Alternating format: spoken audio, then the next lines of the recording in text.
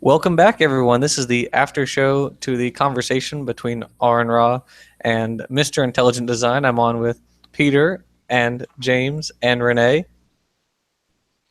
Hi there. Hi. Hello. So, guys, tell me your thoughts on what we witnessed just an hour ago. Painful? It was interesting to say the least. It was very instructive from a methods point of view. To be fingernails on blackboard annoying, be extremely methodologically interesting, because I had seen Edgar vomit that sort of stuff in other contexts, but to have a direct pushback with Aron, who remained very calm given the circumstances. He was just very, very nice on target, and bringing up specific examples. See clearly Edgar not thinking about the subject, and that's criteria of Tortucanosity beautifully. Yeah, it was very interesting to note that, as everyone did, that he, Mr. ID, conceded every point to Aron. Yeah. Every point he tried to make, he conceded to Aron. And that's what, at least what I took away from it.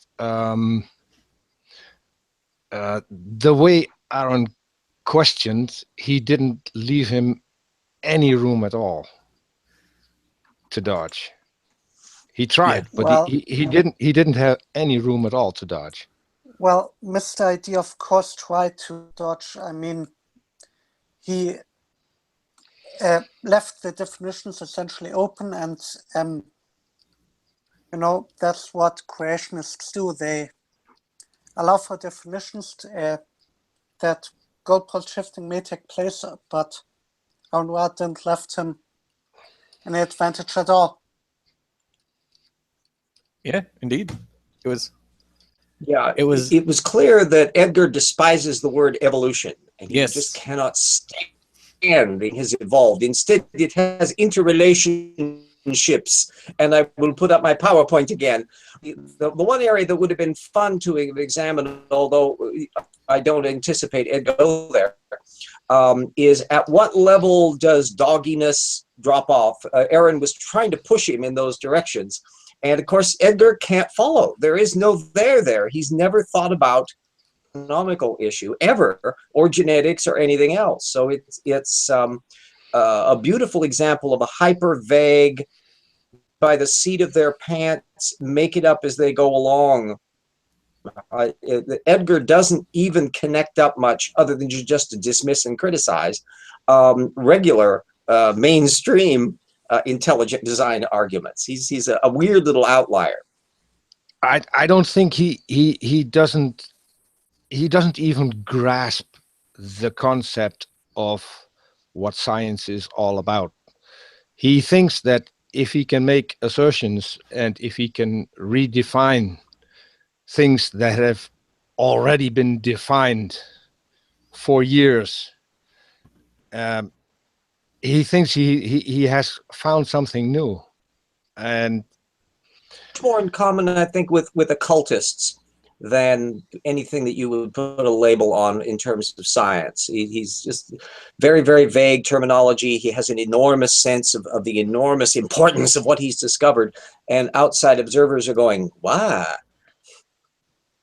Yeah, the fact he can't even explain his own experiment, his egg experiment, because yes, the egg and the tissue paper.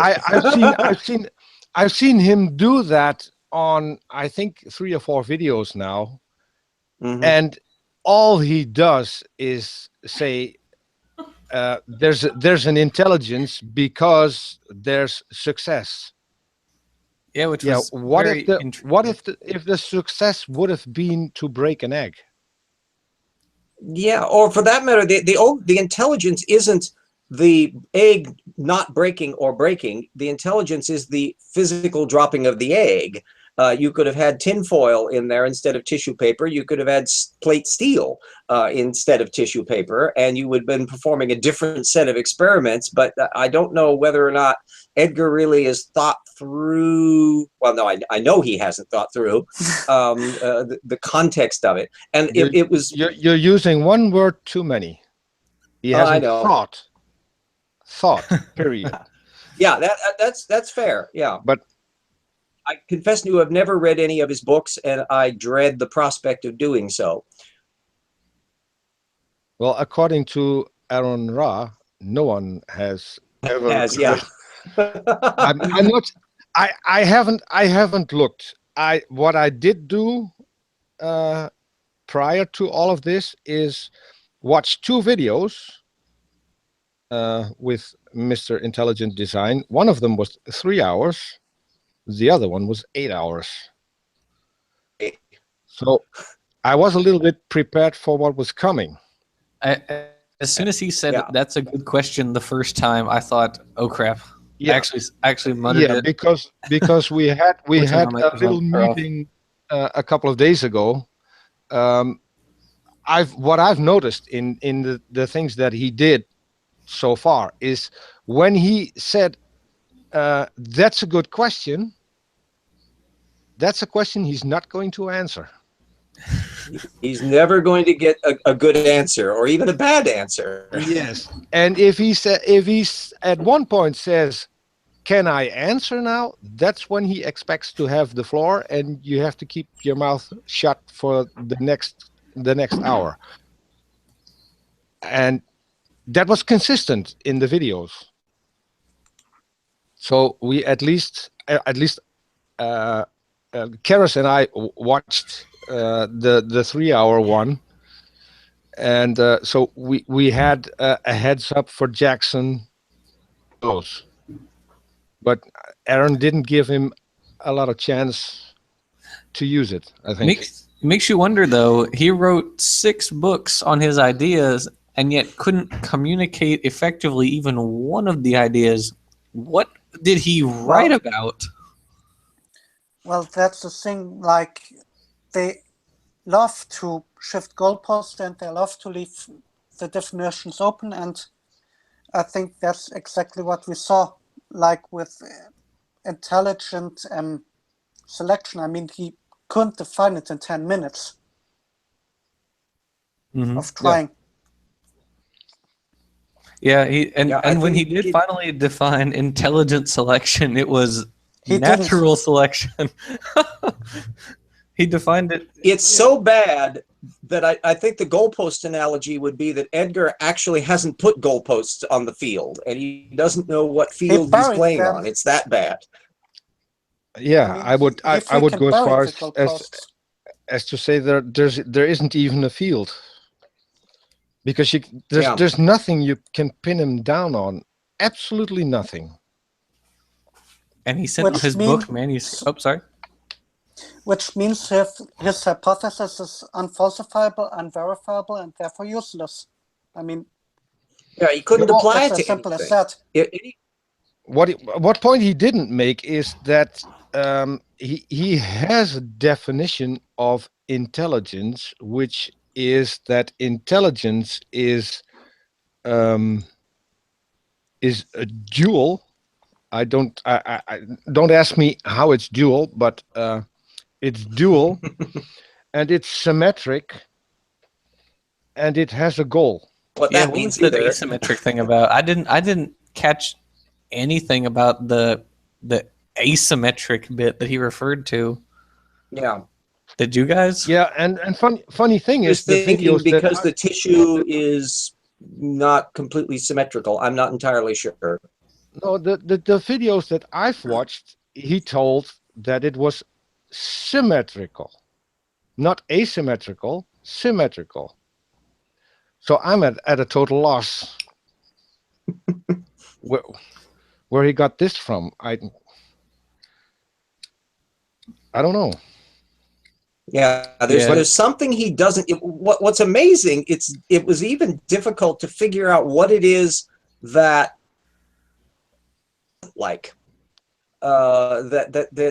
what exactly about the natural world or the evolutionary process or the intelligent design as framed by the intelligent design camp, you can't quite get a clear sense that he has a clear sense of this, because he doesn't.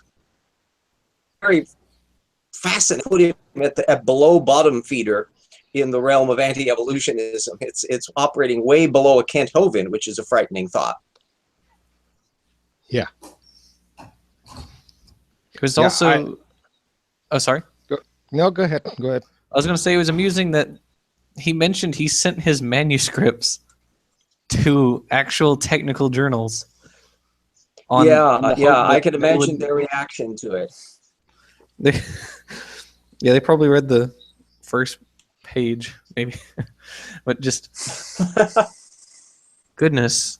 The usual crank. There's usually somebody at a major journal whose peripheral job is responding or sending out rejection lists or whatever to cranks. And it may be an indication that apparently nobody even thought to answer him back.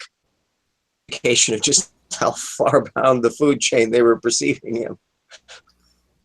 Yeah, which is interesting because even with the creationists or intelligent designers who write these, quote, slam dunk books, so we got the evolutionists this time, even they don't send their manuscripts into research journals.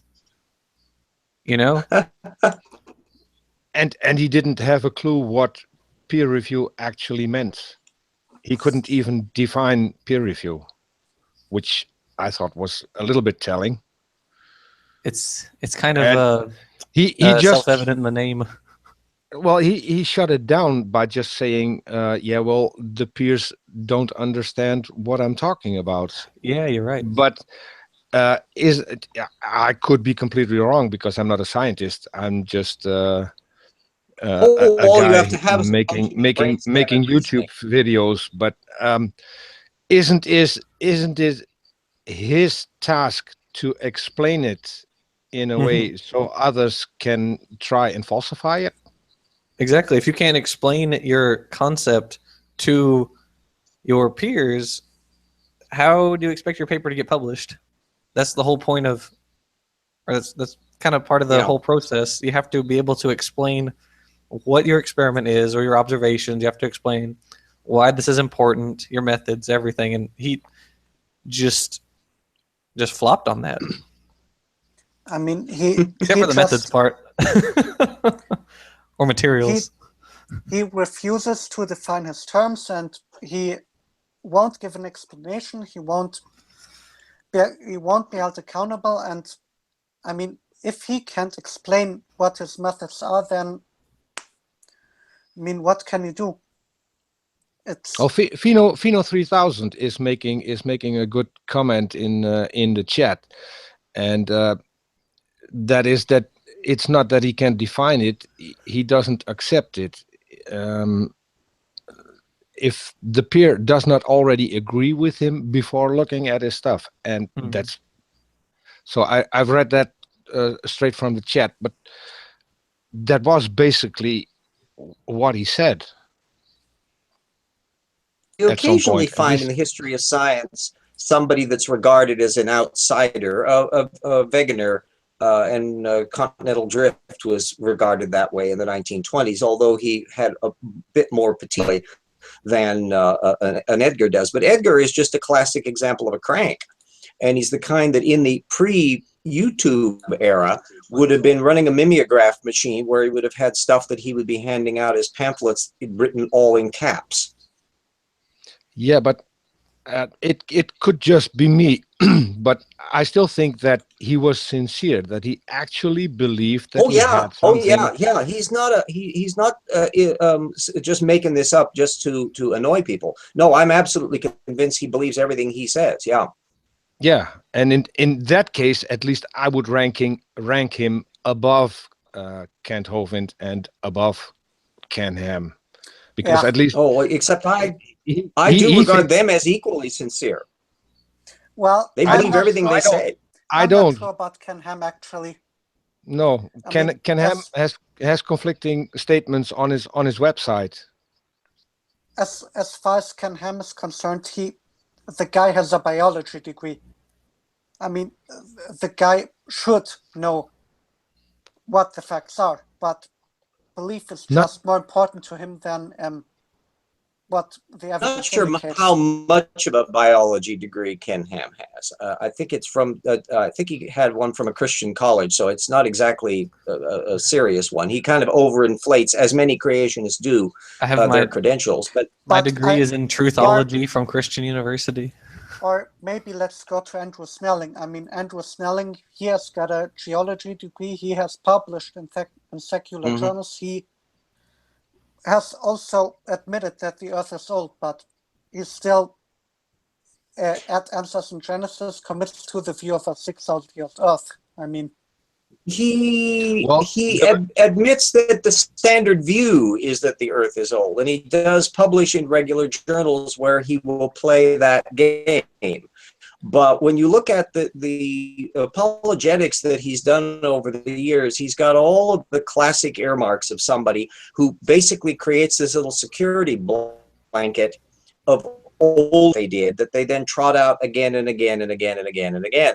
A comparable example, frankly, is somebody like Kurt Wise or Rudd, the honest branch of creationism that know that there's evidence for evolution. It's not a theory in crisis, but yet they have a dogmatic commitment to a particular. And I think Snelling falls within that category. If you have the sections of your brain to not think about stuff and compartmentalize, then there's no stopping you. Yeah, and I don't know how real that degree of Ken Ham is. As the videos that I've seen, he says he has a degree in education. He was a biology teacher. I know that much. In Christian colleges, as far as I can recall, I don't think he's ever taught in a secular institution. It was basically circulating around in the. I'm running off my memory here, but I think he taught only at Christian colleges, and there are an awful lot of people that fall into that same framework. Ken Parker, the co-author with Morris. I've forgotten his first name. He also was a Christian college school teacher. The provenance of that, he's never displayed much or much precision on that, and that was also true of somebody with an actual degree in biochemistry, Duane Gish. But when you looked at his apologetics arguments, he was making relatively simple biochemical mistakes. So it's their brain just kind of disengages no matter what their credentials are. But the same could be said of Fred Hoyle. Yeah, but there's another thing that you need to acknowledge, because I asked P.C. Myers about Georgia Purdom. Georgia Purdom is a geneticist, and she actually could have gotten her doctorate without looking at anything that has anything to do with evolution. So if that's possible in U.S. education, then I think that a biology teacher can be a biology teacher without knowing what the hell evolution is. Oh, they're definitely out there. I know they're out there. Even if they know it. Kurt Wise has an actual paleontology degree. He studied under Stephen Jay Gould. There's no question that he's aware of the evolutionary data. He's aware of the paleontological material.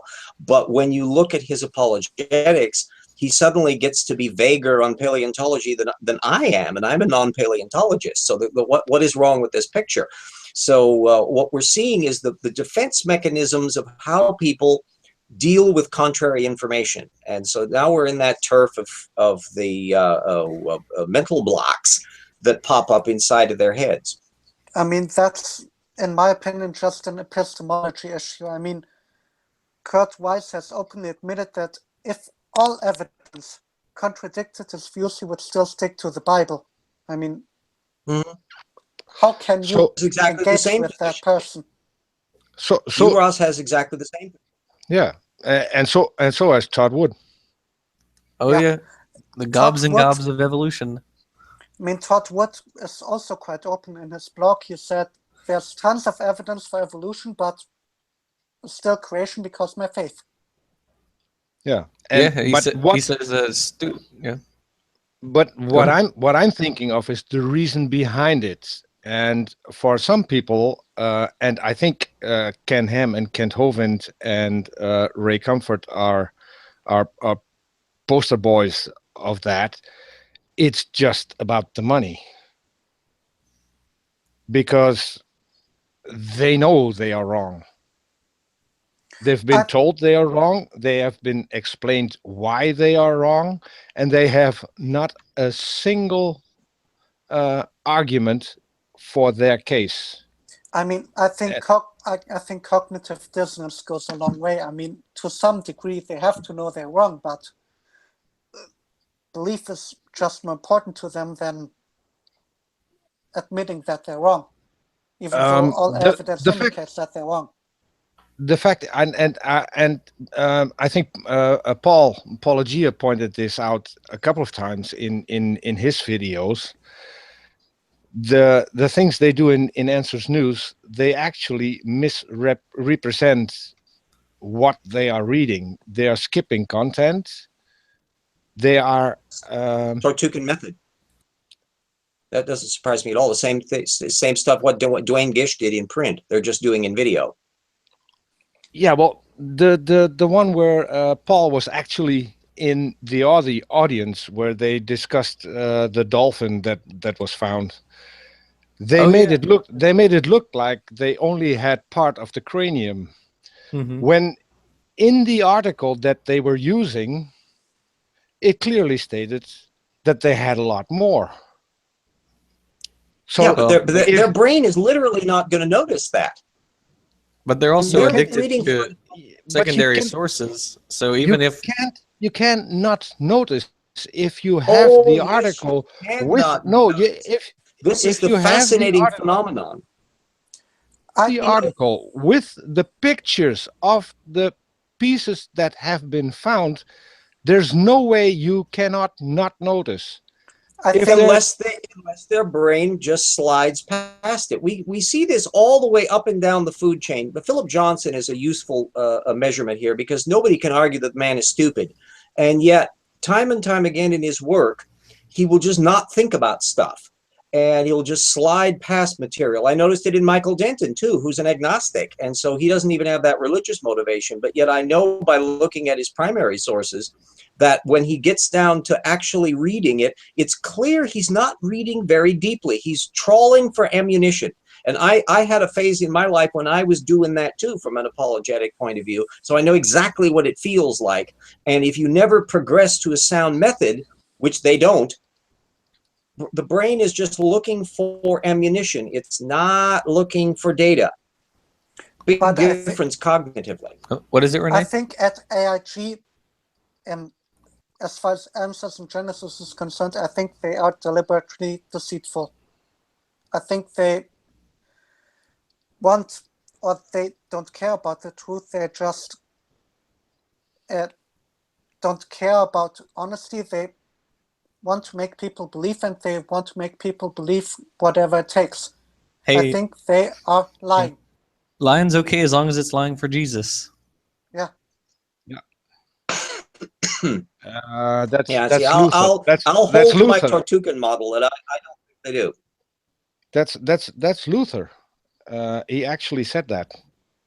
Oh, that a lie, no matter how big a lie, if it's in favor of the religion, God doesn't have a problem with it. I actually posted that meme, I think, 2 days ago.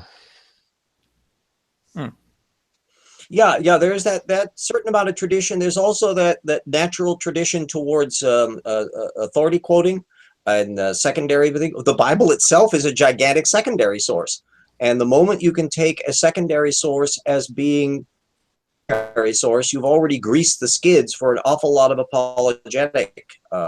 We know in a good analog of what's going on in the creationist mindset is what we know goes on with political analysis. We know that people will decide whether they're for or against something based on the label it has, not its content, so that they can put up a particular law and label it Republican, and Republicans will be in favor of it and Democrats will be opposed to it. The same thing, if you label it the other way around, the Democrat will be, the Republican will be in favor. It'll exactly reverse. And that shows you how people tend to categorize and tend to fall onto labels. If that's occurring in the political context, why wouldn't we expect it to be occurring in religious apologetics as well? And there's no reason to think it doesn't. Yeah, I Indeed. was just a minute. I'll distract you all with my juggling in the meantime. Yeah. If you look at the belief systems of the, oh, go ahead. What harm? That's yeah, a quote. I'm not disputing you on it. Yeah, that he's also the guy that wanted to kill the Jews, and he only did that when the Jews inconsiderately refused to convert. He just got pissed off at him. That's the ideological mind at work, pigeonholing people by what they must believe, not by what they actually do or whether they have a right to it. Reason is the enemy of faith, after all. Yeah, I mean, that's what he said. I mean, Martin Luther was pretty much a misologist. I mean, or misology is the hatred of reason. I mean, if you hate reason and if you don't care about evidence, then pretty much all ground is lost. I mean, what evidence can you provide to someone who doesn't care about evidence? Yeah. Exactly. The only evidence they will allow to be true is stuff that confirms the thing that they want to be true. Since that's the standard model of anti-evolutionism, that they supposedly deal with the same set of data, but they don't. And instead they're trawling for confirmation. It's either dismissing evidence, shoehorning evidence, or yeah, that's pretty much the two categories. Remember that anti-evolutionists across the entire board are only bumping into around 10% of the available data. The vast majority of anti-evolutionists are simply secondary parasites that copy somebody else's argument. So that there's only, and I'm measuring this in the TIP project, there's only about 80 people in the entire anti-evolution movement who actually are the ones that are making fact claims about data.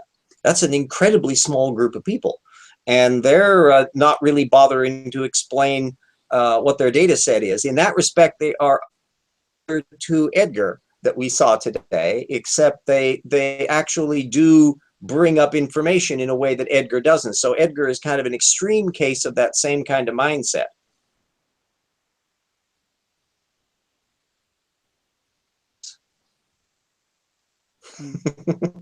Stunned silence. Mic drop. Stunned silence. Mic drop. Yes, indeed. Yeah, it was just overall. It was something. It was something. All right. It turned out better than I was expecting. It was delightful because Aron really kept his cool in a circumstance where he had every right to feel he was sandbagged. Debate with this utter nincompoop, and so he was very gracious about it, all things considered, and kept probing on very legitimate questions that performed a very useful role in revealing why Edgar is never going to be taken seriously by anybody who has a brainstem. Yeah, I actually that was the first thing that I told Jackson when the whole thing was over. Because I think the both of us had to relieve a little bit of stress from what just had happened. But yeah, I didn't. I noticed one thing that I at least thought was a little bit significant. At one point, Aron had the chance to get out because Jackson said we are at the hour mark and we're going to stop here. If Aron would have wanted, he could have stopped at that point, and he didn't. So I think secretly, either he enjoyed it or he was just bent on demolishing I him think beyond any doubt. I think Aron was just all out. I mean, he did see the point where Mr. Intelligent Design couldn't define his terms, and he just wanted to expose him, and I think he did a great job of that. Yeah, and he kept his cool. I'm sure there's an element that Aron shares, because I'm sure all of us have this share of that when you encounter somebody who believes something is really not true, you do kind of want to open up the brain hood and see what the hell's going on inside. And that was what Aron was trying to do by the questions. And I thought they were very effective questions, because you could then effectively see the gears not turning in. And when you see them not turning again and again and again for an entire hour, you suddenly realize that there are no gears there to turn, and you just can move on. And at that point he goes, yep. Yeah, every time Aron asked him a question, he said, "Do you understand this?" He said, "Yes, I understand this, but no buts." And then proceeded not to understand it. Yeah. But also, when we were 15 minutes from the hour mark, I realized, okay, there's no an hour and a half with this. And so I compare an Edgar with a Ken Ham. Ham is also is a secondary redactor. In many respects, Edgar is not a secondary redactor. Edgar is a making it up on his own thing. He's not really connecting up with anything, and he obviously is not offering corroborating evidence. He doesn't think through his hypothesis, so he's screwing up at that level. Ken will actually cite, when convenient, little snippets of information, slightly higher level in the food chain. Like Jurassic Park. Kent Hovind operates at about that same level too. You're way below where an Andrew Snelling is. Now, methodologically, that's where an Andrew Snelling is so interesting, precisely because he's got the regular degree, he's published as a regular scientist, and he's got this schizoid personality that has the young Earth creationist side. When you look at how he constructs arguments, it's revealing how real his current his geology stuff is. That when I think there was just a paper he published just a few years ago, and it's on a relatively minor little forensic detail. Anything in principle into young Earth creationism if you work hard enough. Although where he's snagged up, in the one area that I'm really focusing on in terms of Snelling, is that interbedded airborne volcanic ash issue, because he knows that's there, and somewhere in his brain, in the little, oh no, you don't want to think about that, no, stop. And I've been trying to find out his procedure about when that took place. It was in sometime in the 1990s, and I'll be able to find out as I progress more through the creationist literature on there, because it's a fascinating phenomenon to watch cognitively. Yeah, and there's another thing I have to address, because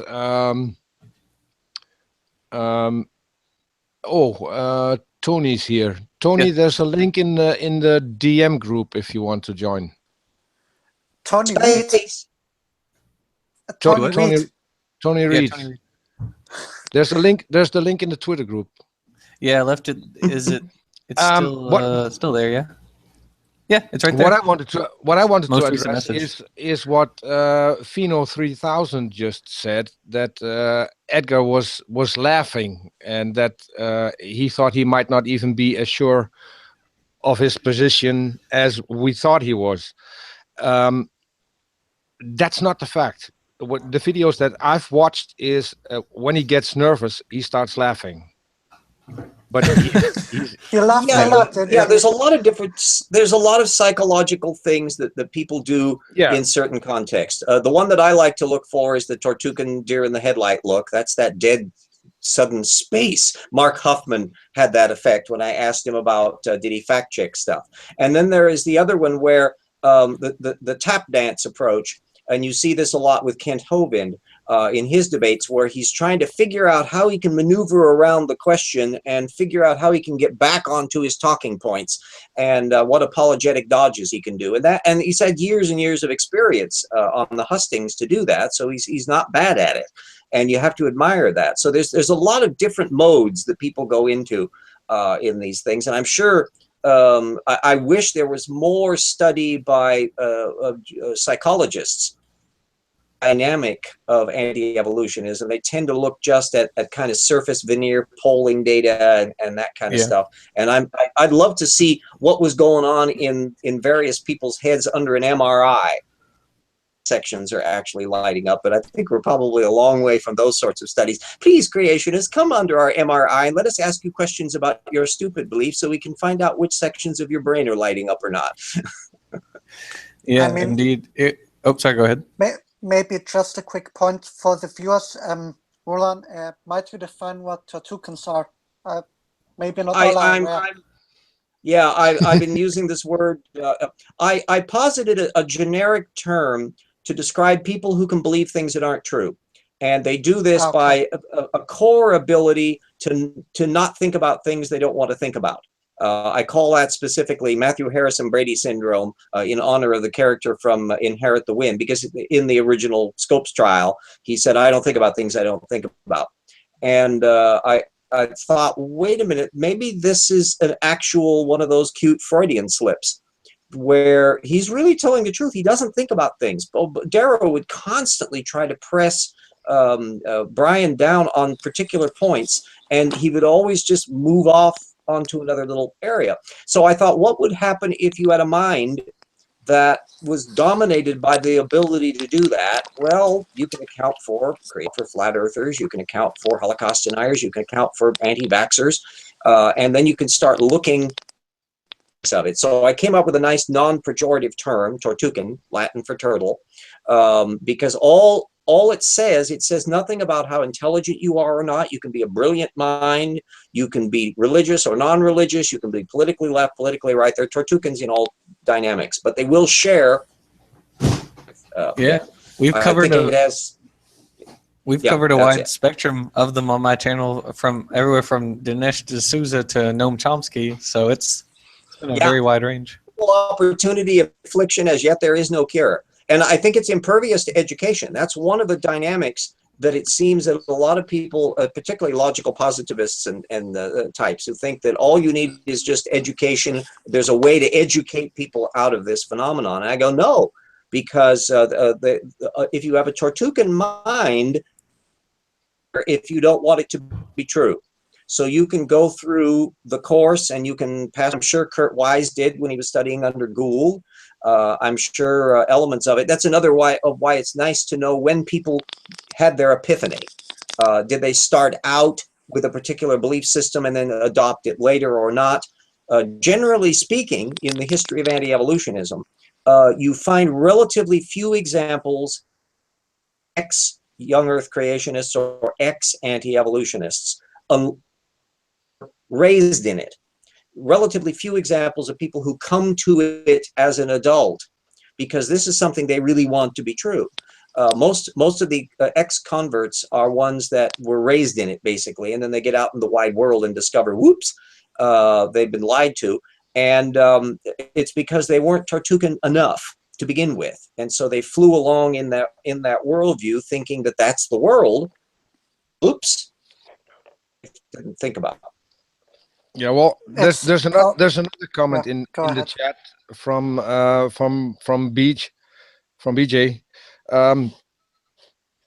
The fact that he doesn't even realize his weakness because he thinks everyone else is weak and doesn't understand him, and that's I think basically Dunning-Kruger, and I think that could be a good possibility of what is going on here. In Edgar's case, certainly, it was a case of Velikovsky that fell into an example of that. Even though it's a really old book, it's still remarkably useful.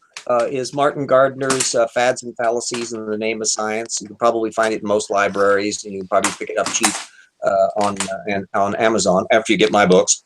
It's still a wonderful classic because he went into a bunch of cases. He went into Scientology before it was Scientology. It was just Dianetics in those days. Just met a few Scientologists the other day.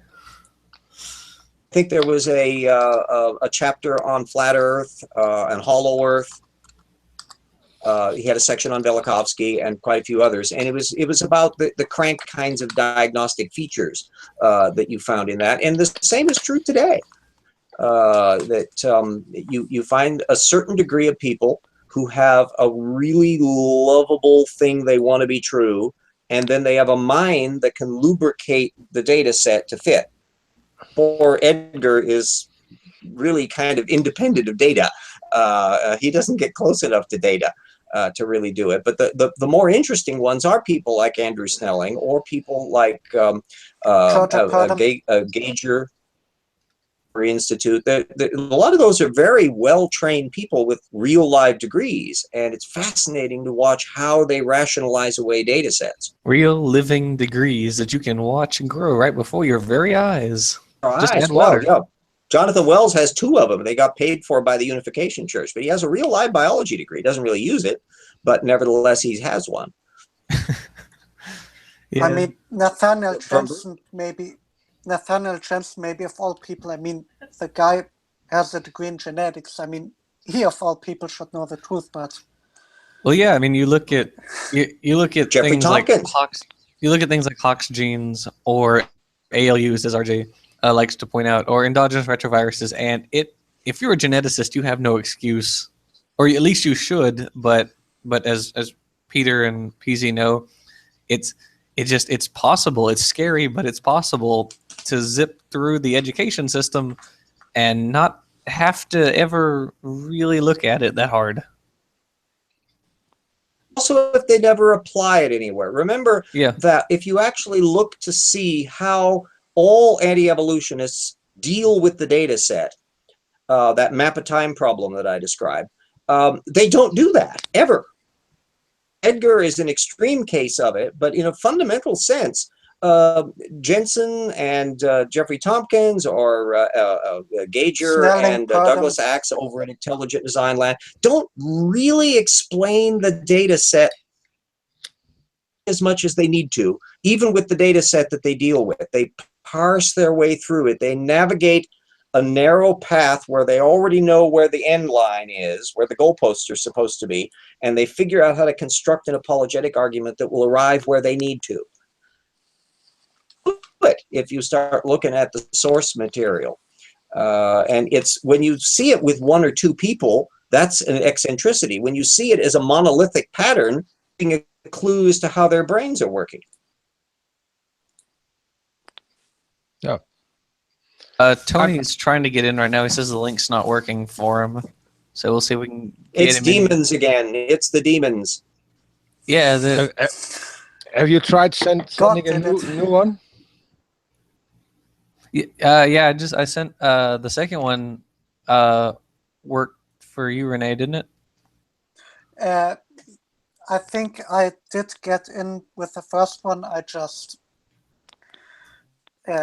didn't know how to get in with my iPad, but it did work in the end. So okay. By the way, I used the second link you put up. It worked just fine. Whoop, right in. So we'll attribute it to demons as a working hypothesis. That would account for it. Jackson? Yes, Peter? BJ just checked, and the debate with Aron Ra is on 152 views now. Jesus. Wow, yeah, there's a bunch of masochists out there. Maybe more of them will catch the methods bug, because it's from a got methods 15 direction, likes. it's very informative. Yeah, it's got 15 likes already. Yeah. Goodness. Oh my gosh. There's no such thing as a bad question, only an evasive answer. Peter, from monitoring the live chat, because it's always great in one of these discussions to have at least one person who's kind of have the eyeball, your Einstein eyeball, on that, so that we can get feedback on that. I have to give credit for that to someone else, because I constantly get grilled by Karis if I don't watch it. So she's basically teaching me with a rod that I should watch the chat. So yeah, that's why I like it when I have somebody else in the room with me that can do that as kind of a point person, or I can do it if I'm in the room with somebody else, and that way because it's really hard to multitask to really pay attention to all that data stream and the other thing in a conversation that's going on. You dropped off. Yeah, I don't know what. You broke up a little bit there. Oh, I'm sorry. I got, Yeah, and well- I don't even have any other windows open. I don't know. Maybe, Pheno 3000 says Karis likes to grill burgers. Peter, everything. Yeah. Oh, that Yeah, so, looks so good. She, yeah. in her icon picture. Oh, my. Whoa, whoa, whoa. No, I have to admit, Karis is a lot better at that than I am. But at least she's helping me. Yeah. She's forcing me to look It at can it get because hectic when there's lots of people watching, because boy, that comment stream can just be racing by really fast, and it's very, very difficult to keep an eye on it. So it's something that is part of the game. And so a tag team approach, I think, works much better for things like this than just the solo person having to cock their eye over every once in a while to see what's going on in the live chat. Yeah, and it's a lot easier if you have two people talking to the guest, so one can nip out and have a sneak peek. That's Yeah. I'm not Also, sure. kudos, Peter. I'm not sure how it's Good job. I'm not sure how it's going to go when I actually add video, because that's when I have to juggle the screens as well. So I'll have to Yeah, find I out. dread moving to that level myself. I'm basically talking head at the moment. But I wanted to give you great kudos, Peter, for when you would jump in at tactical moments to get Edgar back onto his derailed track, and to do so and to clarify, because that was just the right moments. It was very informative. It was helpful to the thing. I give you. Well, again, Yes, that's Peter did wonderfully. again, I have to give credit to Jackson for that as well, because we did have a talk before about how we were going to handle this. And Jackson came up with the good cop, bad cop scenario, and It worked. Who was the bad one? I volunteered to be the bad one, because Okay. The Olympian god, weakness and light as the completely independent arbiter. it's just reasonable, because it's not my channel, and so I could act like a moron on it, and it wouldn't harm Jackson. There But he is. I think Tony is on. Tony made Yeah. it. Hello, Tony. Hi there. I guess I can never I can never sneak into any conversations now. You're too Well- famous. Too famous for us. Well, the little First of blue all- thing box appears up on the screen and it alerts us, so we'd have to be blind as a bat not to notice it. I think, first of all, I want to say I'm really honored to have you on, because I think I watched all of your How Creationism Taught Me Real Science videos twice at least. I mean, it's great to have you on. I'm a fan. Thank you. I can't imagine sitting through all of them. See ya. Yeah, I think everybody really likes those videos. They teach us a lot of stuff. Thanks. Everything Thank you. can be used as a springboard to something else. I have learned more genuine science tracking down why creationist arguments are stupid than I could count. I mean, for me personally, it was essentially Ken Ham that made me come onto Twitter and counter creation, or be open about my atheism in the first place, because I can't believe that people hold that view. I mean, it's crazy to me, really. Crazy but popular. 45% of Americans believe as Ken Ham does. Yeah, it's a And about scary high 15%, number. and about 15% of American high school science teachers believe as Ken Ham does. Wow. Yeah, facepalm. Yeah, I'm just fortunate. I mean, I've I never live in had to deal with Germany. that in my education, so I mean, I live in Germany, and pretty much everybody, like my religious teachers, etc., they all believe in evolution. And I didn't even know that people were creationists before I encountered Ken Ham. I mean, I didn't know anyone held that view. ICR and that cluster, the older 1960s, 70s creationism has been very, very active, although they've never made quite the same marketing penetration that Answers in Genesis did, which is fed very radically off of the internet phenomenon, because AIG really only kind of kicked into high gear in the 1990s as the internet was coming along. So it's benefited them enormously. Yeah. Well, I have to say what I like about Tony's videos is that he's aiming at a group, and he's doing it in the correct way, and so that's why I think videos like that are just invaluable. The best thing we have. It's essentially designed for the layman, and it is also maybe to a degree designed to fit the average creationist. I mean, everyone can understand it, and I did provide the videos to creationists, but didn't convince anybody. Yeah, I think our first run-in was I used your video in my response to Kent Hovind's response. So that was our first run-in, wasn't it?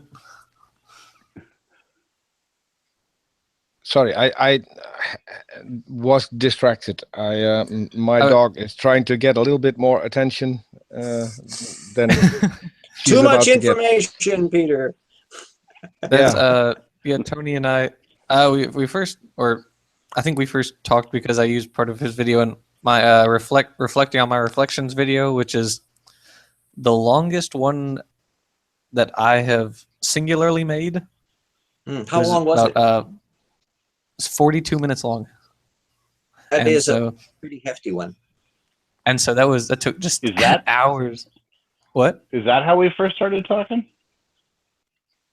Yeah, I used, if I remember correctly, because I used part of your your definitions of evolution video in it. Oh, that. That's a straight up Hovind refutation there. That's I remember that. It was perfect. It was like the best video I could find on the subject, just the best. And so I put that in there, and he actually said at one point, I'll debate Tony Reed, just send him over. Yeah, I think I do want to debate him. I've been trying to figure out what subject it should be, and I've come to the conclusion that all creationist arguments revolve around misrepresenting either the scientists or the science itself. And the proof of that is every single one of my episodes, I'm just going to the very same sources that the creationists claim they're using, and then when I look it up, they're almost always, if they show any sources for their argument, I guarantee you there's a misrepresentation going on. That's absolutely uniform.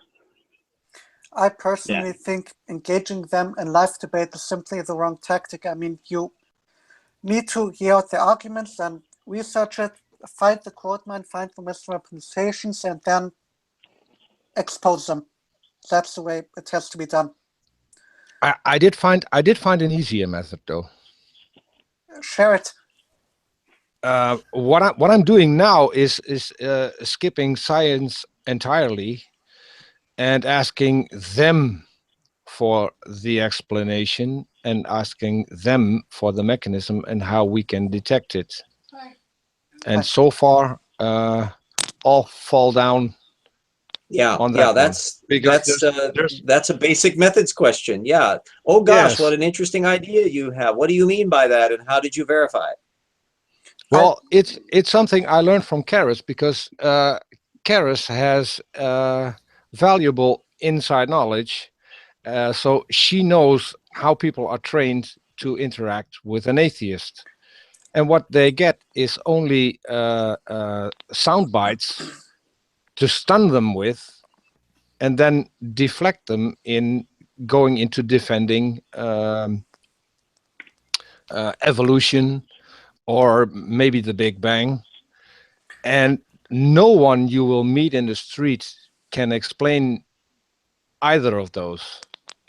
Well, I can't explain cosmology either, but they constantly they push it because it's the origins or bust argument, as James likes to call it. But if you take it back, and if you target what they think is the correct explanation, they'll fail, because that's not what they're taught. One thing I'm doing currently is I really try to get them to provide the proof. I mean, they essentially believe that God created out of nothing. What is the proof that God created out of nothing? What's the proof that God created? What's the proof that if evolution is wrong, that maybe aliens didn't create? What's the proof that the Earth is 6,000 years old? How did you measure that? A very simple one. What is the mechanism that prevents microevolution from becoming macroevolution? Yeah, I'm dealing with that'll stump every single one of them. Well, there's a guy I'm dealing with on my he commented on my early mammal evolution video, and he said, yeah, evolution happens, but not to the extent that you say. And so I asked him yesterday, okay, what is the extent to which evolution occurs? Where does it stop? And then he messaged me back, and I said, oh, I noticed you ignored answering that question. As well as, and there's a good reason why, because there's nobody he can copy. No anti-evolutionist addresses that question, period. Yeah, I mean, you just got Berlinski and guys like him who just assert it, but there's no evidence anywhere. Yeah, the litmus test here is the speciation issue. You get higher level anti-evolutionists like Michael Denton and Michael Behe, who technically accept common descent, kind of, sorta, and technically accept speciation, but they never apply it to anything to tell where they think the boundary layer is. The ones that are operating from the microevolution genetic end, again, never quite tell you how far they can deal with it and look at all the data stream. So if what you're seeing here is a kind of the Tortugan rut blind spot, that the brain is shutting down before it can get too much into the data stream on this, and you're never going to be able to get a straight answer out of them. And if you ask the right questions, you can observe them not thinking about it, just like Edgar wasn't thinking about the stuff today with Aron. Tony, did you catch anything of what happened? I watched it all. I was there from the beginning. I put a prediction in the. I put a prediction at the beginning of it that in an hour from now, you will still not know what Mr. ID's theory is, and an hour later, you still don't know. And that's the thing. If you'd been able to make book on that, you could have raked in the cash. Well. Yeah, if I could have.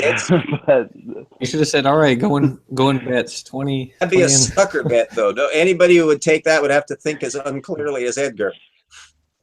Yeah, Edgar, I don't know what he's thinking. And the real problem with ever really debating him is it almost looks like you're picking on him. It feels like you're beating up on the little guy, because he's not a douchebag. He's a nice enough guy. Yeah. He's just pushing a pseudoscience that's not even pseudoscience. I don't know how to handle him without coming across. There are a lot of amiable. Oh yeah, he's a very. Peter and I were talking to him. Paul Nelson is apparently quite pleasant. I haven't actually bumped into him before, but everyone I've heard about who have interacted with Nelson, who's a young Earth creationist, intelligent designer, say that he's a really nice person to interact with. And so.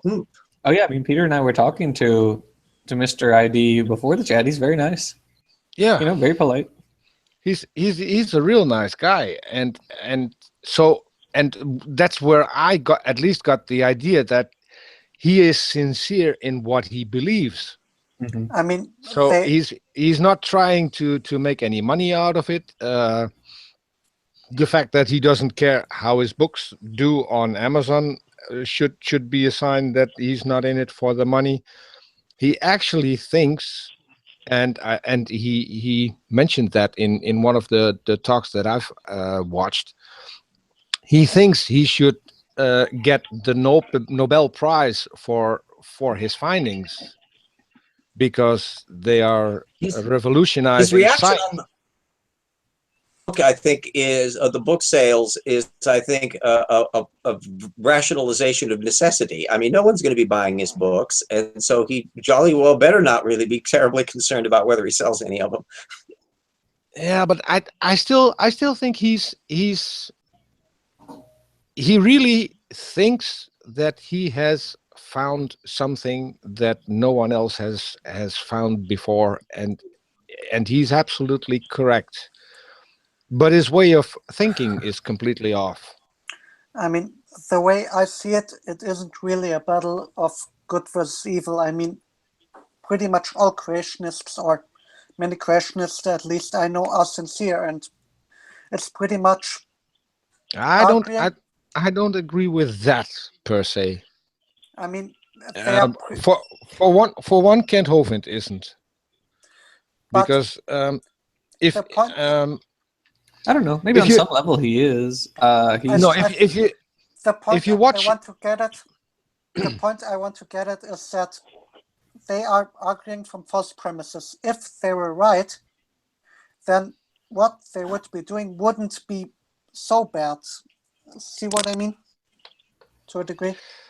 yes, but if they know they are lying, it's become something completely different. And Potholer And that's pointed where we out, get, yeah, Potholer pointed out both for Kent Hovind and for Ken Ham that they actually are lying about what they say.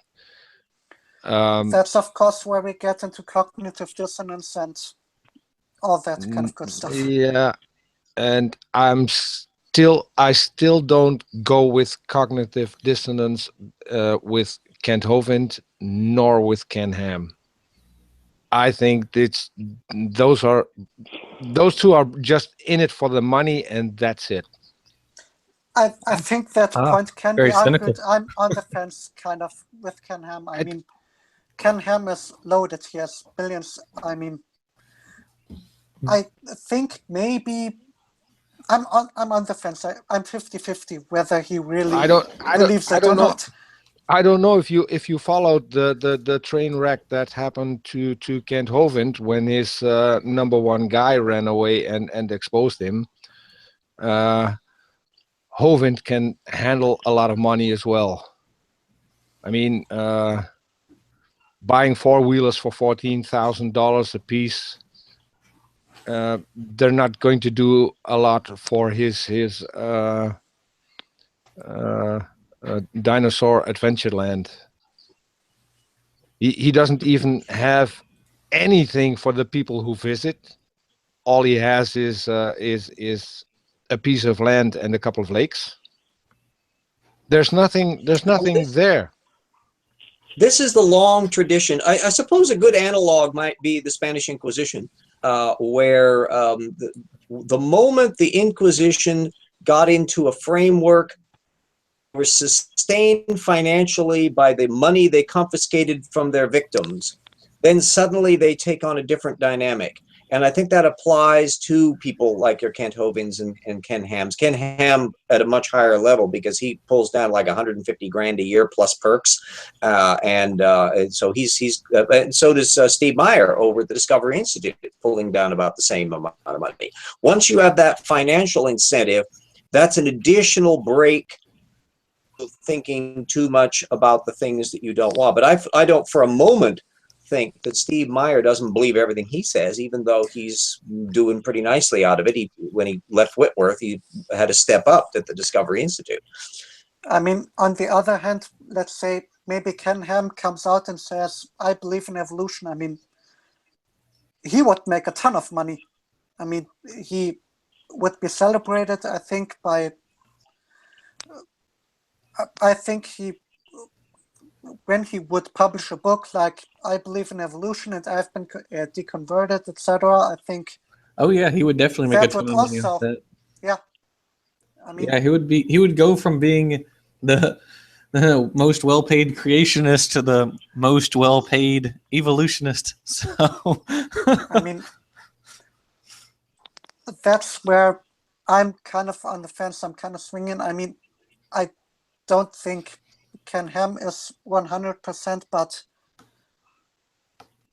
I think he kind of believes it. But money plays a big role, definitely. Yeah, and I'm pretty sure of that with Hovind. Beach just pointed something out in the BJ? chat that he might be scared because he doesn't know how to do anything else. He still has his financial guy who stuck with him all the way through his prison time. I think both of them are making good money out of this. And here's the thing that's interesting.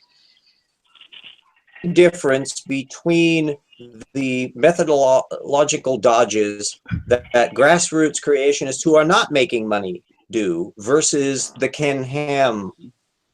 So if obviously, you know, the creationist you might bump into at the county fair is not in it for the money. They believe this stuff and they use exactly the same methodological screw-ups or at the that geological Ken convention. Hovind does. So why do we need to presume that from a methods point of view, there's no difference between people in the intelligent design camp like Philip Johnson, who got into Harvard when he was 16, brilliant man, and a Dwayne Gish and the creation science side, and a Kent Hovind and a Ken Ham, and the person that you bump into at the county fair. Methodologically, they all data sets, they are overly reliant on secondary sources. They don't think through what they think happened, and they don't have standards for changing their mind. And the money is a veneer that affects some of them, but not all. But the method's identical all the way across the board.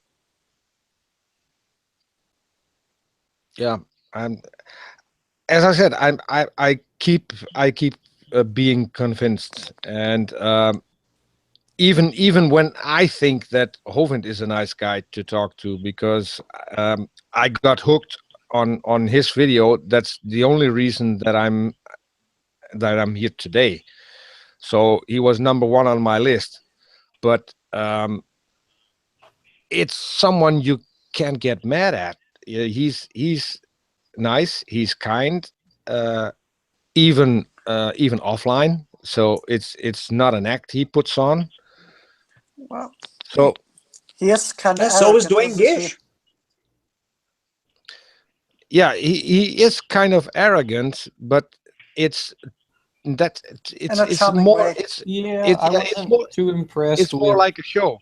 Oh, well, we are If you know talking about Southern Ken Hovind, evangelical tradition, he's very typical of a Southern evangelist. For Kent Hovind, I was a little unimpressed with his comment about I need to get my money back for my degree. That was not really in good taste, I think.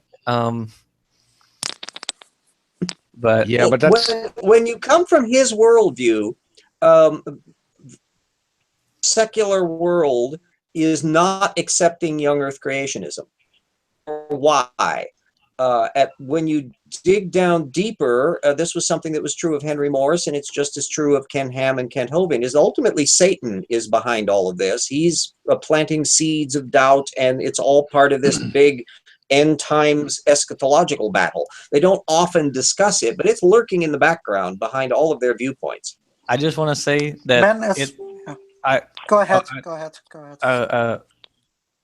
Just on that same comment, you have to put in so much work for a degree. It costs a lot of money and a lot of work, a lot of sleepless nights. It doesn't cost $80 and a terrible thesis paper, which doesn't even count as a thesis paper. Yeah. It's and for a science degree in particular, it is just so much work. And I'm also working. I'm not just paleontology. I'm not just doing school. I'm also working at at a museum also. And so it's just dedication. You got to love it. What people love by what they actually do. And when you discover how few people in the anti-evolution movement ever do any work in the field, that's telling you what they're interested in and what they aren't. Sorry, Renee, I cut you off. Go ahead. To come back to Wallen's previous point, I mean, Ken Ham's point is essentially man is naturally opposed to God, and that's the explanation. We just don't have the right presuppositions, and therefore we all hate God, and we support evolution, which is, of course, ridiculous, but that's the view he holds. And that's how he explains it to himself. And what I've noticed is he's getting angrier, I think, every time he's on. I'm not sure if I'm the only one who has noticed that, but Paulogia has at least gotten me hooked on watching Answers News, and he's getting angrier at what he calls the world and the evil evolutionists than he has ever been before. Thing is, Ken Ham is now mainstream. Since this debate with Bill Nye, he is now mainstream. I mean, people know who he is, and Mr. ID is here. He's in the comments. Yeah. Okay, hi, Mr. ID. You want to bring him in? Ken Ham is no. Why not? So your call. But he was in the original thing. If he's here, at least what we can do is bring him in. Let me see. I have to. Seems appropriate. Okay, hold on. Give me a sec.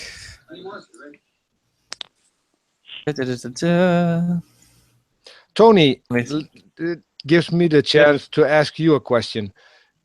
Did you think we left anything out in the original video?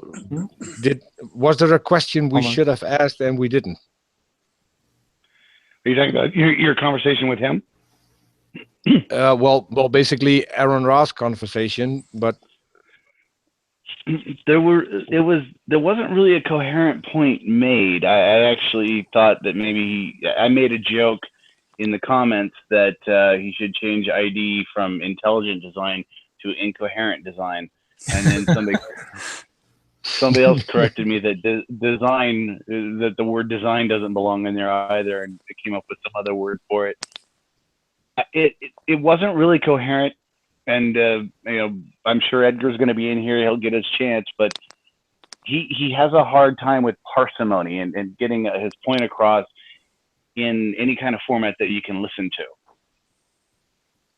So whatever point he's making, you didn't have the ability really to ask any questions based on his theory because he never really presented it. Yeah, that was. I thought I think it was presented very well in terms of Aron. Given the fog bank, it's like trying to nail Jello to a wall. He did a pretty darn good job, and he pressed with pointed questions that were on method and source and data, and that gave the opportunity for Edgar either to respond or not, and he invariably didn't. Well, I'm very glad that he's actually at least shown up in the comments, because they gave me a chance to actually subscribe to his channel. I'm actually going to go through his videos and see if I find a coherent argument there. I'm not hopeful, but I don't say that as let us know. That would be nice, because ultimately I really do want to know what his argument is. I'm just always disappointed when he presents it. So someday, maybe one day, I'll know what he's talking about. So do I. Well, we sent him a message if he wants to join, so he has the link now. He'll join. He'll join. It'd be fun to see a race to see which one can figure out their position faster, Edgar or Fodor.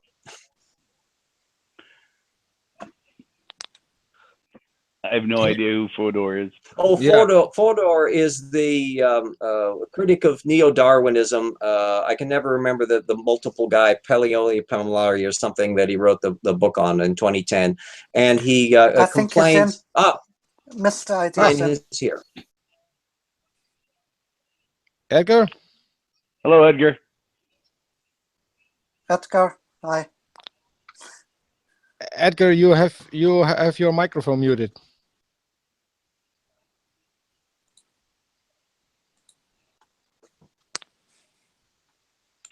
And silence. Case. Oh boy. Hey, good morning. Okay, I'm sorry. I'm just talking with my wife. Evening for me. I'm just talking with my wife. Sorry. So thank you, Jackson and Peter, for giving me a time to talk with Aron. The video's gotten a lot of views already. It's over 100 views already. I think, yeah, wasn't it? Wasn't that what we said? It was over 100 views already. I can check. Let's So, see. Edgar, 155 views. Wait, we 155? we do still have some questions. Do you think you can answer some? Well, I can. I just told like I already said, Aaron, that I have 6 science books. So any question about intelligence, biology, or something that connection with has connection with intelligence, I can answer it. That's why no problem for me. Don't worry, just ask. But I remember this. Whenever I answer your question, I expect that you will never understand it, because you will be. I will be using intelligence as my basis. Once you don't know about intelligence, you will never know my answer. Okay. Okay, go. Yes, but You can ask question. what we were curious about is not the intelligence, but what the mechanism is that the intelligence uses to interfere with reality. No, And that's the question, the topic is actually was pointed to biology, and I already said to Aaron that whenever there is a living organism uses intelligent selection to live, because life must be controlled. yes, but that's Can you not define intelligent selection? that's not intelligent design. That's natural. Can I ask you a question? No. Mr. ID, did you Okay, please. did you gain anything from the debate? Yeah, I'm one thing that I learned from talking with Miss Aaron Rice, that this Aaron Rice skipped the most important topic of my discovery, the topic of intelligence. Because once you understand how intelligence works in reality, you can easily apply that to biology or physics. You can easily get what I'm trying to say. So once you forget the topic of intelligence, you will never do anything. Okay, and following up to this, Okay. can you, without an experiment, without a slide, without anything, just in your words, explain how this intelligence has effect on reality? I already said intelligence will help us to categorize or classify any X in the entire existence. For example, By one. a car, a bicycle, a cell, planets, particle, mass, everything. Okay, but Can now be you classified. Okay, you classify your own Guys, genome. Hey guys, one at a time. If you want to talk, then everyone else who's not talking, turn your mic off. And if you want to talk, then turn your mic on, okay? Okay, what I'm curious about now is that you lump together natural things and man-made things. Is that how you want to do it? No, I don't know what you're talking about. Man-made, natural thing and man-made things. You know, Well, I don't know about that. You I mentioned don't cars, understand and you. you mentioned cars, and you mentioned animals, I think, or nature. The fact that a car is intelligently designed is something that we know, and we know this because we know what a car factory is. We can visit a car factory, we can see how cars are put together, so we know the mechanism of how this car comes into being. Can you do something similar like that with anything in the natural world? It's the same. If you understand the pattern, you know, remember this: any car maker, for example, or any personal computer maker, or any bicycle maker, they have the pattern of making X, so that making of X could be called intelligence. There is that pattern. And if you are going to apply that pattern to reality, for example, to biology, to physics, to cosmologies, whatever, you can conclude that X is design, intelligent design. For example, okay, I will give you an example. You know, and this for example, a bike, a car made in Japan. Use a biological example.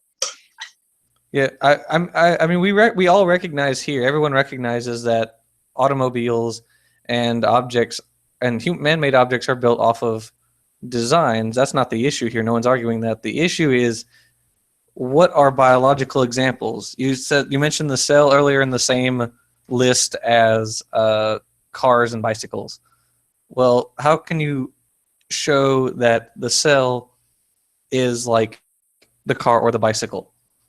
Where is that design signature in the cell?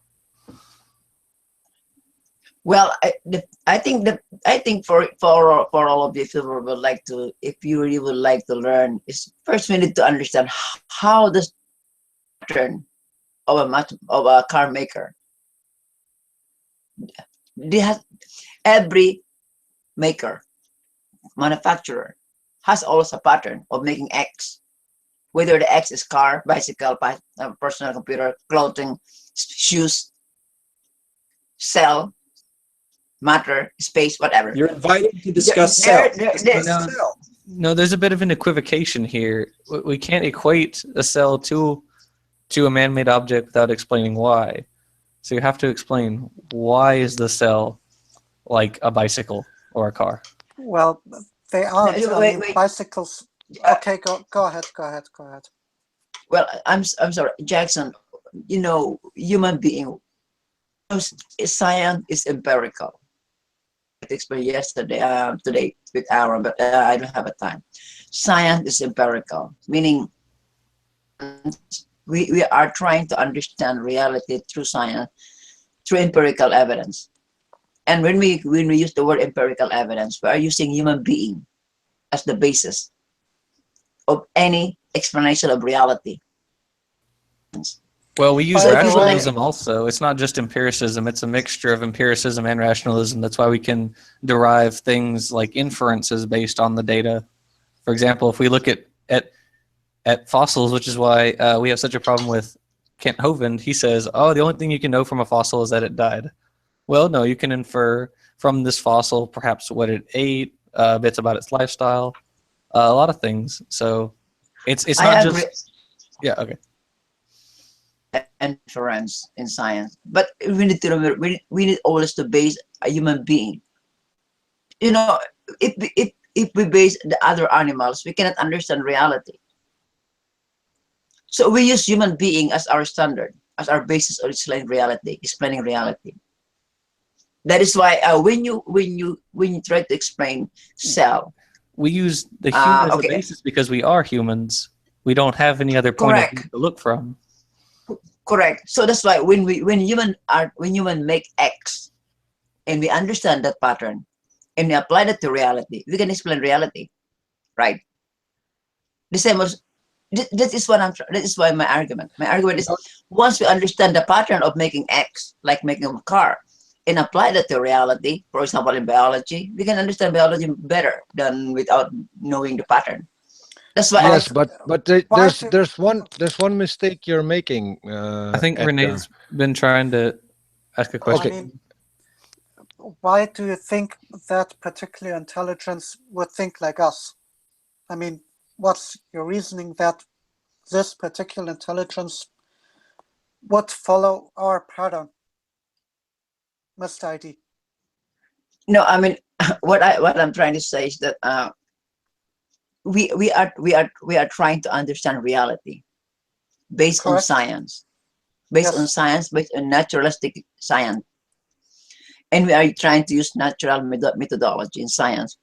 But by using that, we need to use a basis. In this basis is human, because we human we need to understand reality. What do you mean by basis? I mean, our models of reality we're trying to match these against reality. I mean, I'm a little bit confused by what you mean by basis. Yeah, I'm maybe confused. ask what his position is on mitochondria. Why do cells have mitochondria? At least some do.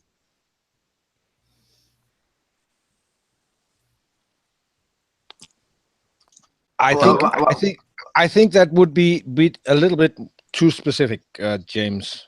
I'd like to stick with the question that Renee asked, and maybe even simplify it. The intelligence behind intelligent design, is that a human intelligence or is it a supernatural? One, remember this, that we are using the word miracle, supernatural in a religious way. No. In my science, that doesn't follow. No, we use it. No. This way. No. It's a simple question. You propose intelligent design. The intelligence behind the design, is that a human or is it a supernatural being?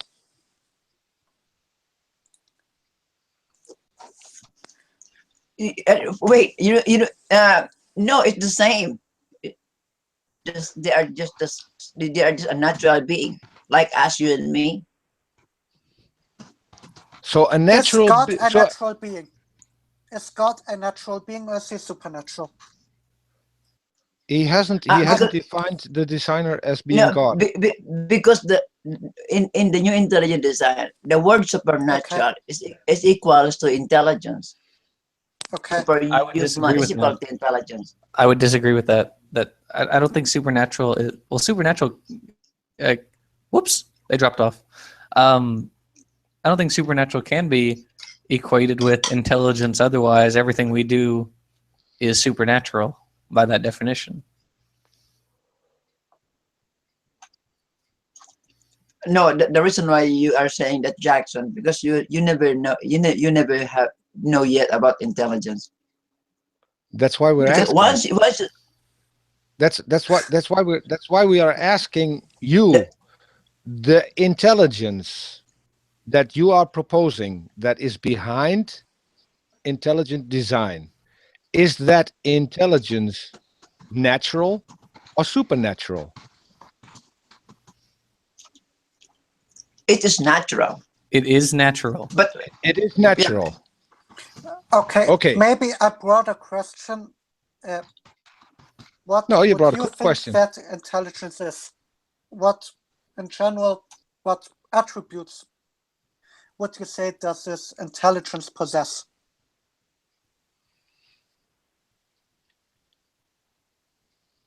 Can you repeat again? I don't get it. Can you repeat again? What do you mean by? What attributes what characteristics does the intelligence have? Can you tell us anything about the intelligence that is controlling the selection process, as you call it? The agent or the intelligence, the process, the concept. I didn't get you. I'm sorry, I didn't get you. The agent. The agent. The agent. The agent. Yes. Which part? Which topic are you talking about? Biology or physics or what? Well, you're saying that Are there different ones? You say that there is Of an course. intelligence that is guiding. Okay, you say there's an intelligence that's guiding biology. So, about that agent, what characteristics can we ascribe to that agent? No, what I said, what I discovered in my experiment about in biology, and what I said about intelligence is that living organisms, the way they live, they were controlled by intelligent selection. What do I mean by this? Can you specify? Okay. Yeah, for example, in our example with Aron, right? He talked about reproduction. So the same species can mate with other, but they cannot mate with other species. So they are controlled. So in that example, intelligent selection works. You see, that's what I'm trying. Not sure what you're getting at. Of course, you don't understand me because you don't understand about intelligence. I will repeat again. Intelligent selection controls every living organism, and I will give you an example of one phenomenon: the reproduction system, having sex with other species. Can mate or can reproduce with other. But they cannot reproduce with other species. They are controlled. So I said, well, this is what I call intelligent selection, and there are more than that. Well, that's that's natural selection, pretty much. I mean, that is what we would call ring species. Yeah, that's what Aron was talking about in your conversation, because the nature only has a certain amount of room for these organisms. There's only a certain amount of space for them to live, a certain amount of resources for them to take in. That's just natural selection. That's all that is, which is well understood. There's nothing intelligent about it, which is why it's called the blind watchmaker in all the cases. No, sorry, Jackson. Wait. Remember that I always said it to Aron. We are talking about life. That's what I'm talking about. What are we talking about then? And if life, you see, if we are talking about life, if you don't control life will die. You see, yes. Do you see what I'm trying to say? So the reason why we have life today, because some system, a system or a mechanism controls life to live. Well, no, I mean, in a sense, it's natural selection is just the name that we give the process of organisms interacting in these environments and dying off and breeding and variation occurring. That is, we just call that process evolution. There's nothing there's nothing intelligent about it. It's just an interaction among organisms and the environment. No, this is the problem here about the reason why many supporters of evolution said about that, because they didn't know about intelligence and how it works in nature. I understand that, but once you know about intelligence, you can easily see that this system use intelligence. This system never use intelligence. Do you understand me? So no. I have told you. No, what I'm trying to say is that if the supporters of evolution, they just they just assume. They just assume that life doesn't use intelligence.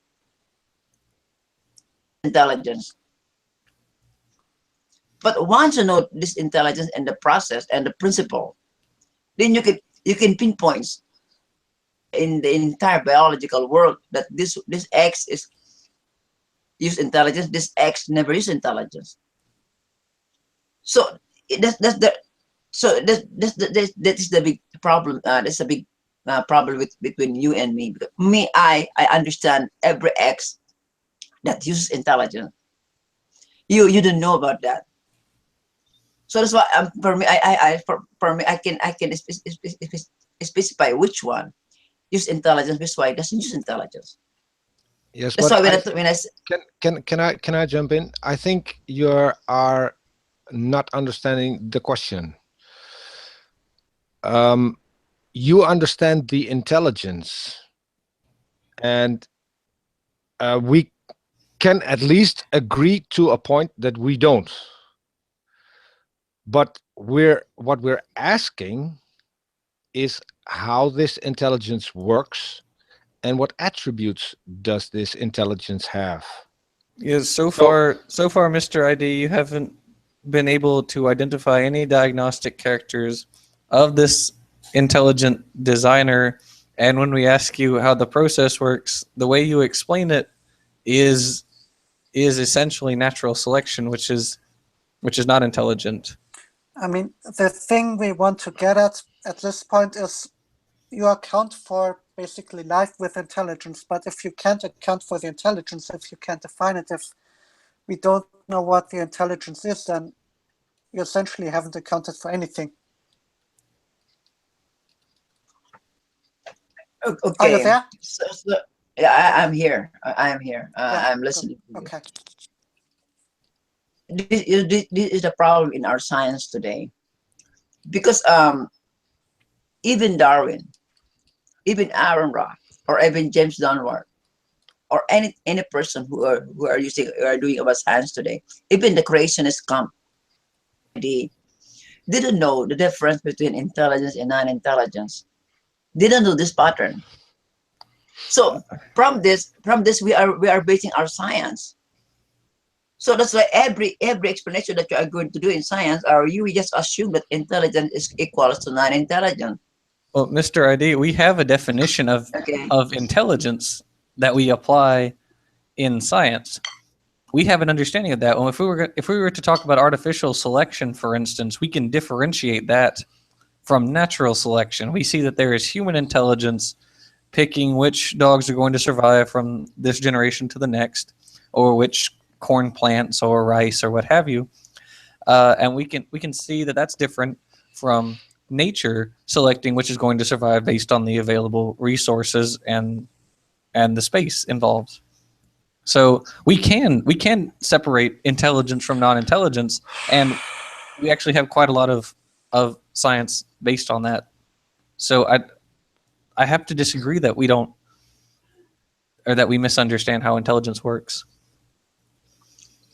No, but I already told you a while with Aron that because no one understands intelligence, they made 71 definition.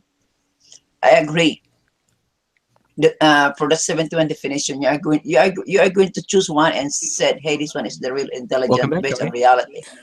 Well, Mr. ID, then please let us know what you mean by intelligence. Please explain it to us so we can understand it and can tackle the issue with intelligence, so to speak.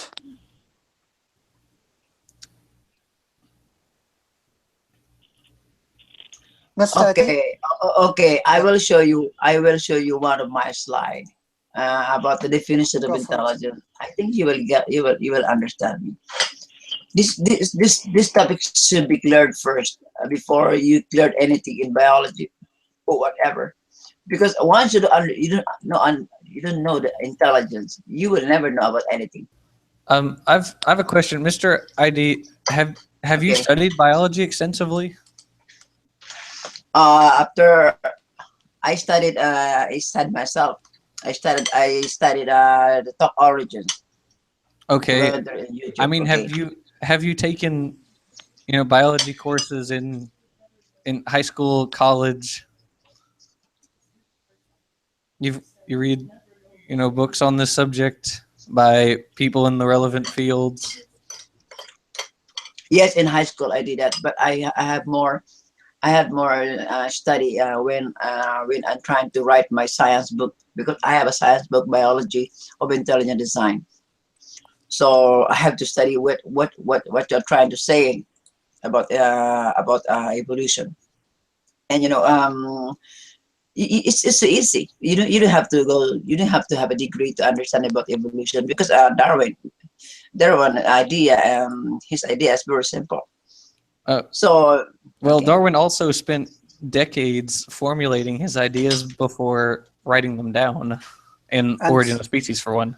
And he was essentially the founder. I mean, peer review basically didn't exist as such as it does today. I mean, today you need to know your stuff in order to publish. Yeah, he also Yeah, what helped formulate an explanation as to how coral reefs form, and so we saw this slide earlier, and this is, although I'm not sure what you mean by asymmetrical phenomenon. What is? I would actually like to see the slide again. Intelligence is the principle of reinforcing an X to survive, to exist. you see, So- this So Okay. intelligence is the ability of organisms to survive.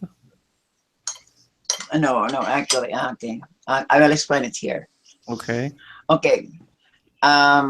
Intelligence, I said, based on my discovery, said that is the principle.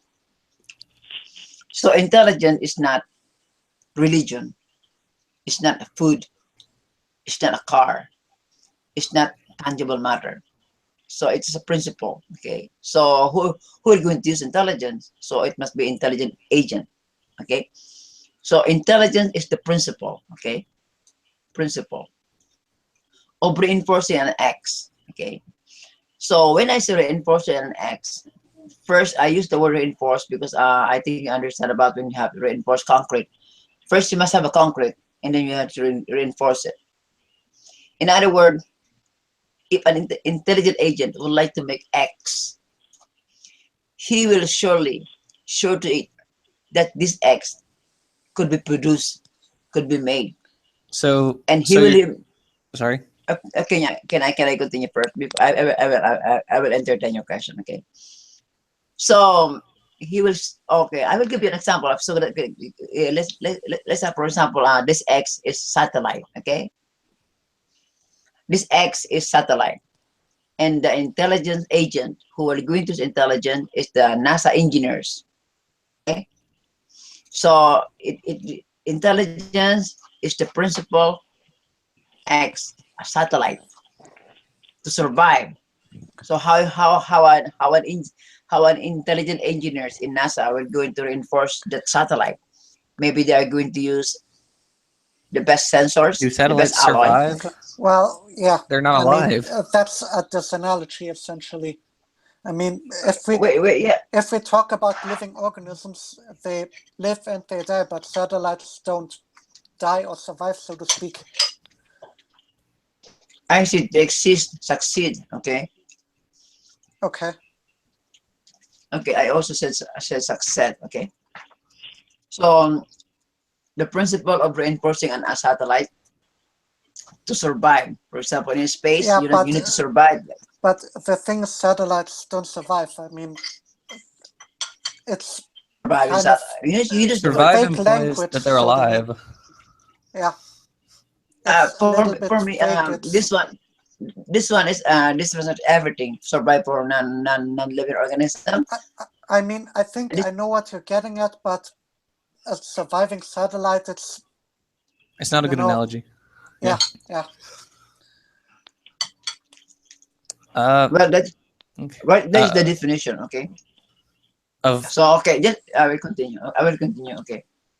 to exist, to survive, and to succeed. For example, because when you are in space, there are many dangers like radiation, debris, or power, something like that. So the engineers must sure to it that this satellite must survive, must exist, must succeed. It's the same.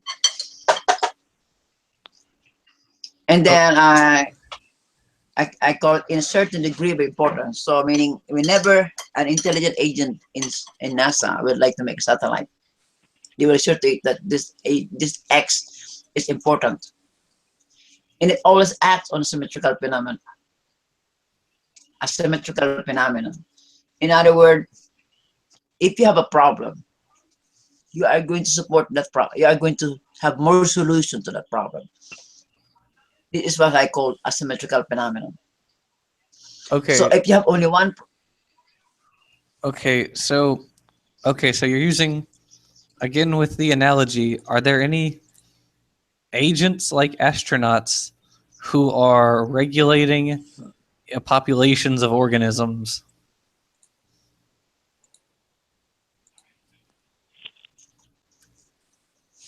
The organism is an independent X. Yes, but is anything controlling it?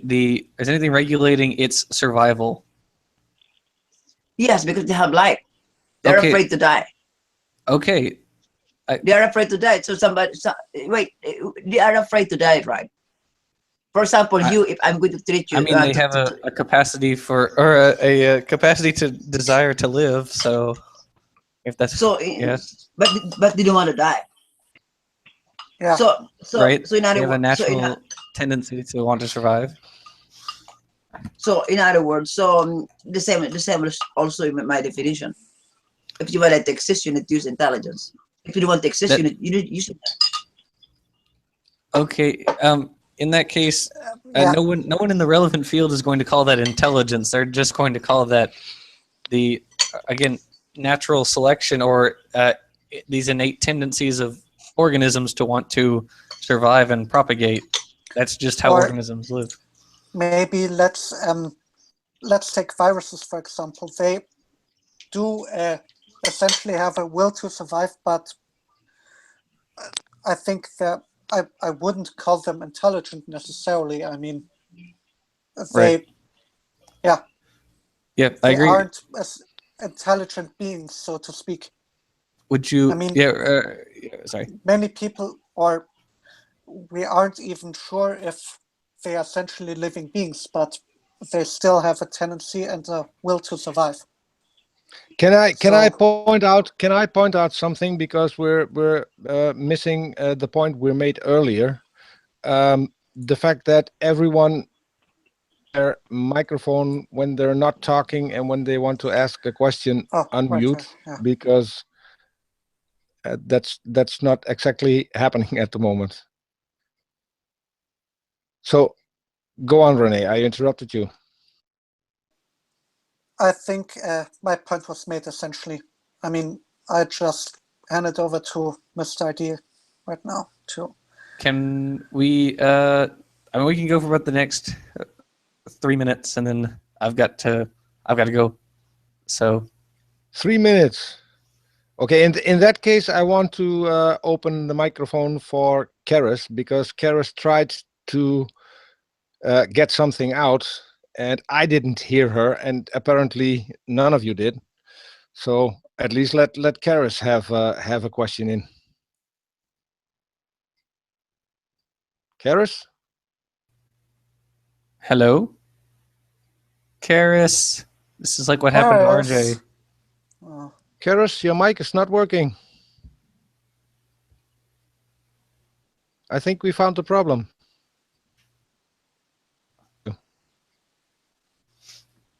Maybe just try to get in. Oh wait. She says I'm talking. Yeah, we can't hear you. Maybe just go out and try. With the link we provided. She just went out and came back. Karis, write the question. We'll read it out for you. Yeah. Write it.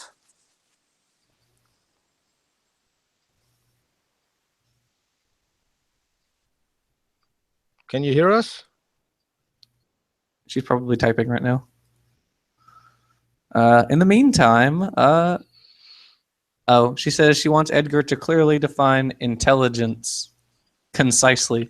Without using the word intelligence, Mr. ID, can you define intelligence concisely? And without an example. Intelligence. I've already said that intelligence is the principle of reinforcing an X to survive, to exist, and to succeed in a certain degree of importance, and it always acts on symmetrical phenomenon. This is the perfect, correct, scientific, realistic definition of intelligence. Beside this, there is none. Okay, I think we're just wait. And why should we accept your definition over the definition that we currently have? Because this one is universal. I can show it anything that you want, especially of the topic of origin and the topic of origin, cause and effect. This one is universal. You can apply to everything that exists in the whole entire reality. I mean, based on your definition, I would agree because it is just survivability, as Fino pointed out in the live chat. But